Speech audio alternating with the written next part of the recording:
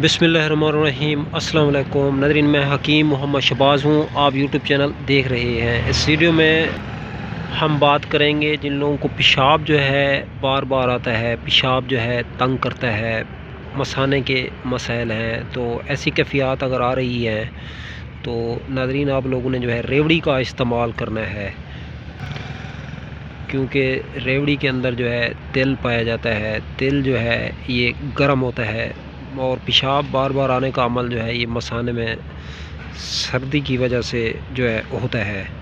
तो तिल से जो पेशाब का जो सिस्टम है तो ये कंट्रोल हो जाता है, बार बार पेशाब नहीं आता। कोशिश करें काले तिल और गुड़ इस्तेमाल करें तो ज़्यादा फ़ायदा होगा, ज़्यादा बेनिफिट हासिल होंगे।